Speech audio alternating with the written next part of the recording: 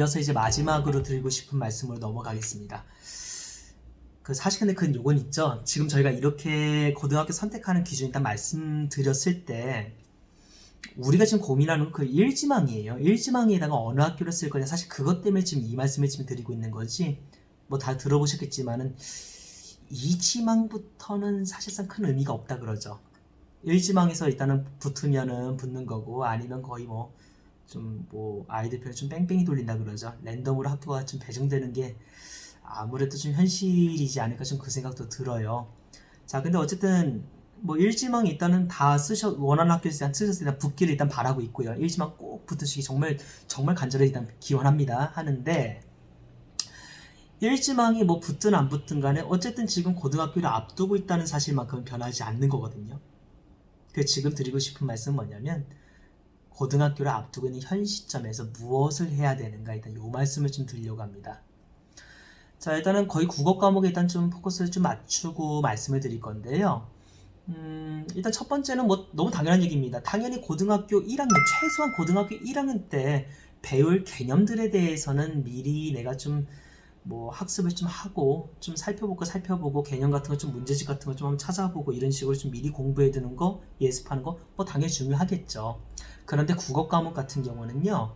그 말 조금 조심해서 할게요. 미리 공부할 때 고등학교 1학년 기출문제 보는 거 조금 많이 좀 추천드립니다.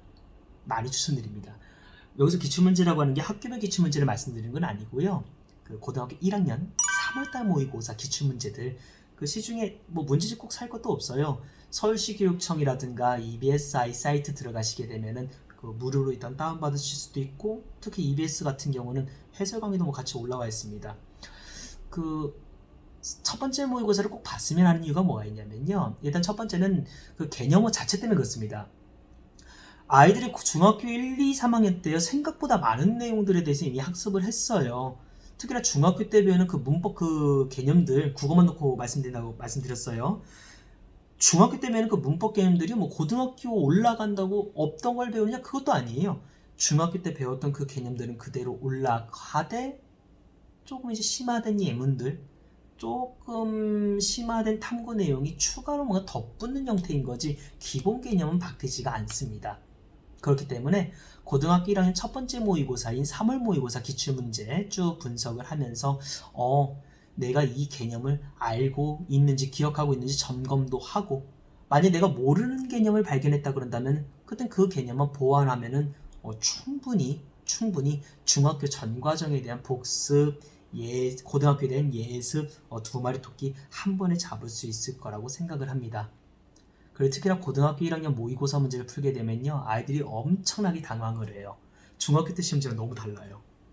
아니 무슨 국어 시험지라고 써있는데 막 읽으면 과학 관련된 거 기술 관련된 거 쭉 나오잖아요. 아이가 딱 봤을 때 주어진 시간 내에 그 기출문제를 쭉 풀고 나는 만족할 만한 점수도 얻었다 그런다면은 뭐 이미 뛰어난 학생 제가 일단 박수 한번 쳐드리는 거고 이거 아닌 것 같아. 나 이대로 가면 고등학교 딱 올라가면 맞아 좀 약간 좀 낭패 볼 것 같아. 만약에 이렇다 그런다면은 뭐 학원이 됐든 아니면 뭐 문제집을 뭐 추가로 뭐 구매를 해보든 어떤 식으로든 간에 아이가 구체적으로 준비를 무엇을 해야 되는가 스스로 일단은 뭔가 점검할 수 있는 그 기회가 될 겁니다.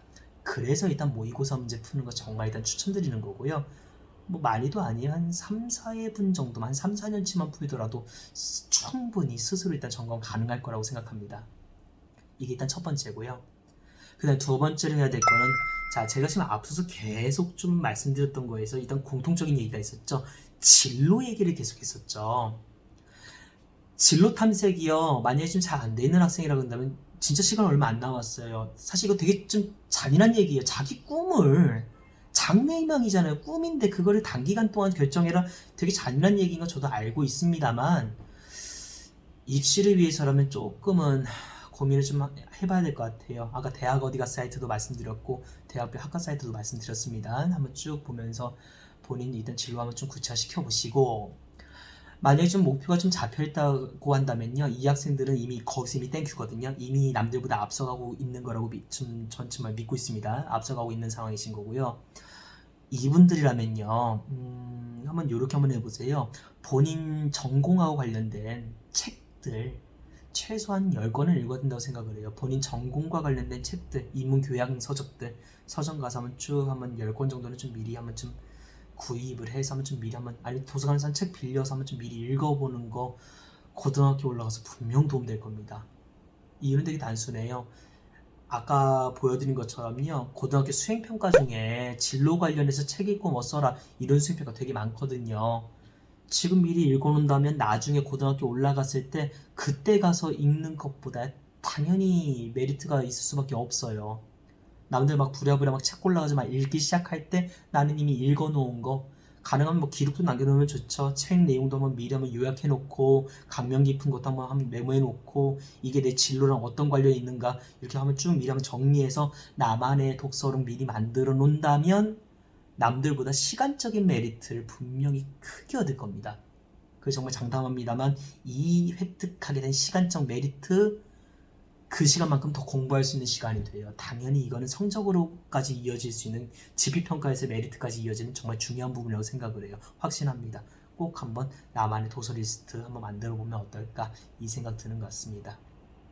자, 일단 이렇게 하면 일단 제가 드릴 수 있는 말씀, 고등학교 선택 그리고 현재 무엇을 준비해야 되는가에 대한 얘기는 간단하게 일단 마무리가 된 것 같습니다.